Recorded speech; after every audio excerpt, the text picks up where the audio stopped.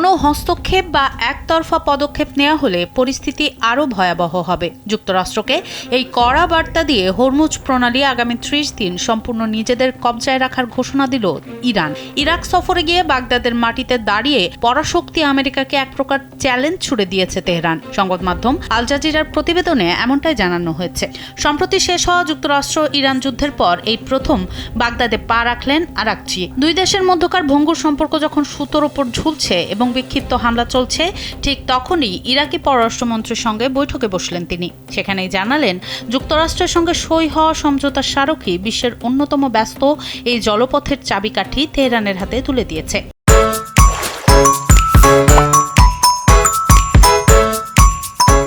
আগামী 1 মাস এই কৌশলগত নৌপথের সার্বিক দেখাশোনা ও ব্যবস্থাপনা কেবল ইরানের হাতেই থাকবে। আরাকচি স্পষ্ট করেন, চুক্তি অনুযায়ী এই দায়িত্ব শুধু ইসলামী প্রজাতন্ত্র ইরানের। এখানে অন্য কোনো দেশের নাক গলানোর সুযোগ নেই। তবে ভঙ্গুর এই চুক্তির মাঝেই দুই পক্ষের মধ্যে বিচ্ছিন্ন সামরিক হামলা অব্যাহত থাকায় আঞ্চলিক নিরাপত্তা পরিস্থিতি জটিল হয়ে উঠেছে। ইরানের দাবি, 30 দিন পর সব বাধা দূর হলে গুরুত্বপূর্ণ এই জলপথটি আগের মতো পুরোপুরি সচল হবে। তবে আমেরিকা যদি চুক্তির শর্ত লঙ্ঘন করে কোনো একতরফা পদক্ষেপ নেয়, তবে পরিস্থিতি আরও খারাপ হবে এবং প্রণালীটি চালু করার কাজ পিছিয়ে যাবে। মূলত আটকে থাকা ইরানি সম্পদ উদ্ধার ও আঞ্চলিক স্থিতিশীলতা বজায় রাখতেই তেহরানের এই অনড় অবস্থান।